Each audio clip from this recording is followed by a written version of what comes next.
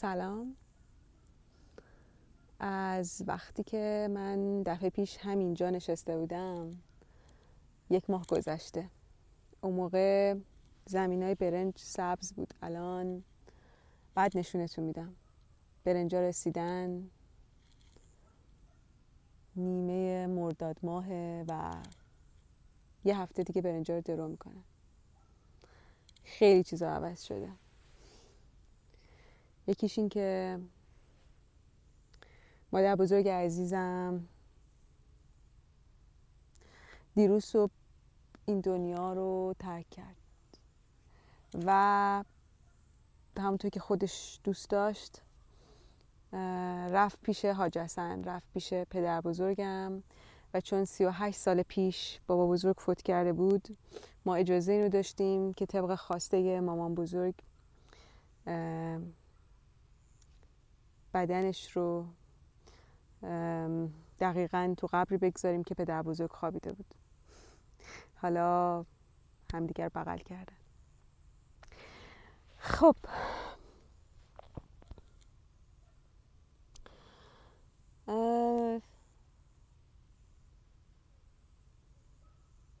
راستش من واقعا احتیاج داشتم به اینکه بیام تو این محیط باشم و عزیزانم و کسانی که از مادر بزرگ مراقبت کردن، کسانی که مامان بزرگ براش عزیز بودن، ببینم، با هم دیگه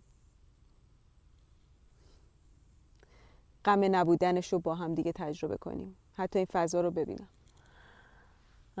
فکر میکنم بهم کمک میکنه.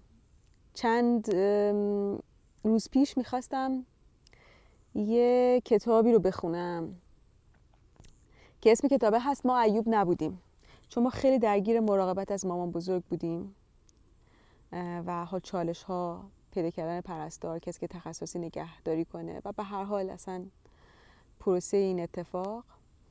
و من خیلی یاد این کتاب کردم و دوست داشتم بخونمش، چون برای من بحث مراقبت خیلی پررنگ شده بود.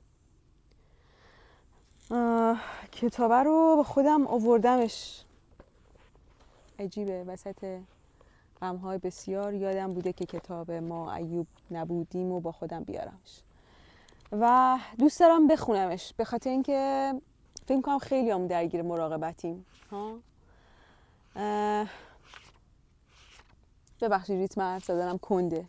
اینجا رطوبت هوا فکر می‌کنم چیزی حدود 60-65%، نفس کشیدن سخته، حتما الان کلی عرق کردم، حالم هم یه ذره انرژیم پایینه دیگه. انرژیم پایینه. چی بگم؟ معده‌ام کمی درد میکنه، ولی خب این دلیل نمیشه که یه تیکه از یه کتابو نخونم. میخوام بازم این ویدیو برام بمونه، بدونم که این لحظه ها چه اتفاقی داشت میافتاد. خب من 1-2 تا تیکه از این کتابو میخونم. خب در مورد مراقبت یه جایی، بذارین اولین تیکه رو بخونم. خب میگه در مورد تعریف مراقبت میگه. خب یه چیزی بگم، این روسری که بستم و تو این گرما خیلی برام عزیزه، روسری مامان بزرگمه. دوستش دارم، شاد، زیبا، مثل خودش، ولی الان خیلی گرمه، دوست دارم بازش کنم، بعد دوباره میپوشمش. بذارم رو پام. خب گلای قرمزش رو میبینید؟ جانم، مثل خود مامان بزرگم، همینقدر زیبا. خب در مورد تعریف مراقبت، پس من دارم این متن رو از کتاب ما ایوب نبودیم، چاپ نشر اطراف میخونم. میلتون میراف، نویسنده کتاب درباره مراقبت، تحلیل فلسفی مفهوم پروای دیگری داشتن، معتقد است زندگی انسان امروز پر است از بند و بست‌های باز نشدنی، پر از تعلق و تعلیق و چه کنم، پر از اضطراب و اندوه، و شاید یکی از راه‌های نجات بشر مراقبت باشد. میراف که معنای مراقبت را مستقل از روانشناسان و حتی فلاسفه بررسی می‌کند، معتقد است مراقبت دوست داشتن دیگری نیست، محافظت و نگهداری از او نیست، آرزوی خوب برای کسی داشتن و دغدغه بهروزیش را داشتن هم نیست، بلکه معنای دیگری دارد. از نظر میراف، مراقبت این است که بتوانیم به کسی کمک کنیم در راه تحقق بخشی خودش گام بردارد. میراف میگوید مراقبت شناخت میخواهد، صداقت میخواهد، تواضع، شجاعت، امید، اعتماد، صبر و استمرار میخواهد. مراقبت یک جور کمک به دیگری است، جوری که آن فرد بتواند رشد کند. معنای پروا و دیگر پروایی همین است. جالبه. پروای دیگری داشتن، مراقبت از دیگری کردن. جالبه این کتاب انواع مختلف مراقبت رو میاد توصیف میکنه.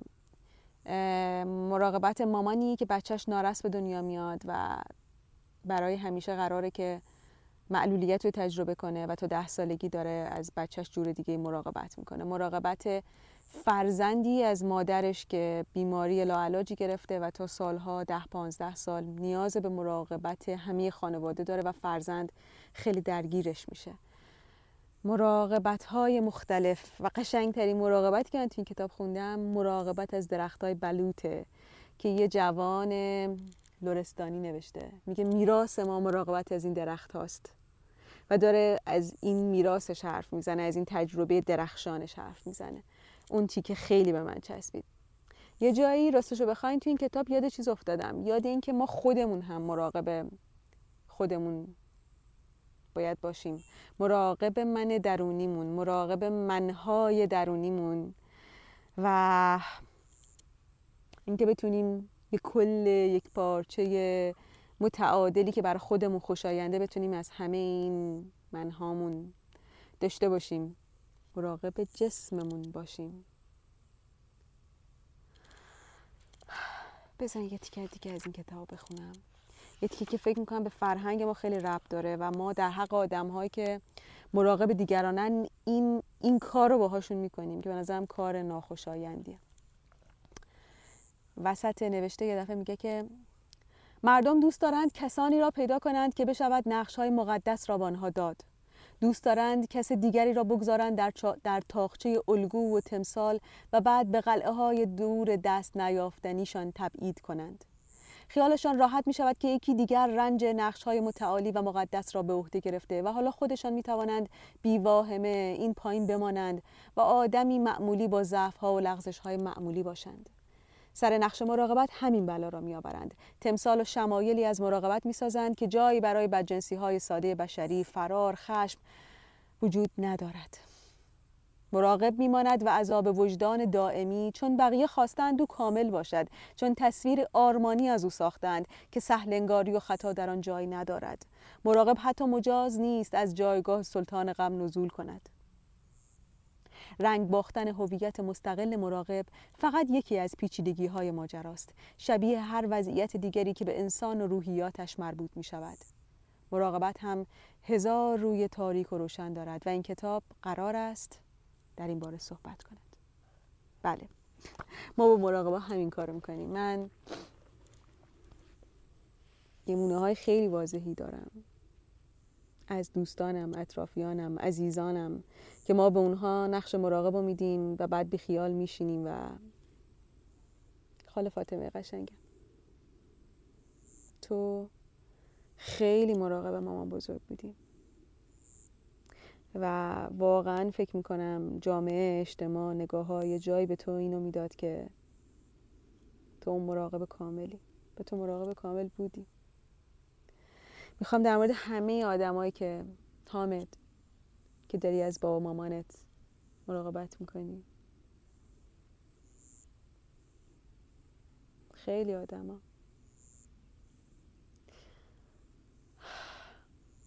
یادمون باشه نباید این نقش‌های مقدس رو به آدم‌ها بدیم و توقعی از اونها داشته باشیم که یه جایی باید حواسمون باشه به اون آدم بگیم ببین این 2 روز من هستم، تو برو نفس بکش، میفهمم چقدر سخته، چقدر این که تو همه لحظه های زندگی تو داری گذاشتی برای مراقبت چقدر سخته. من این لحظه رو میتونم با تو تقسیم کنم، من بخشی از این مراقبت باشم، این تقسیم کنیم.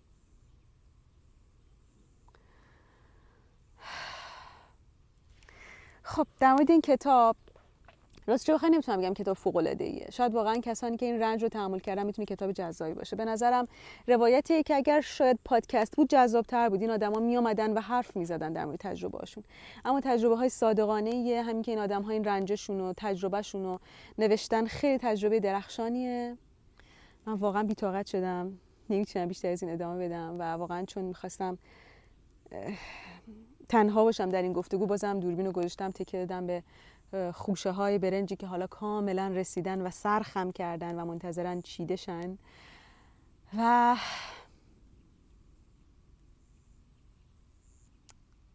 مامان بزرگ نازنینم، روح در آرامش. خیلی خوشحالم که دیگه رنج نمیکشی. ببخشید یه ذره غمم تازه است. و همین الان یه سنجاقک قشنگ اومد رو شاخه برنج نشست و این خیلی به تصویر کودکی من ربط داره. تصویر 5-6 سالگیم. اینجا رو نگاه کنید، من یه گردنبند سنجاقک دارم.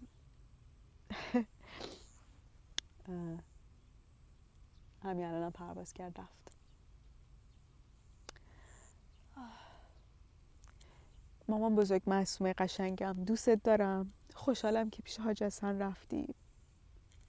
و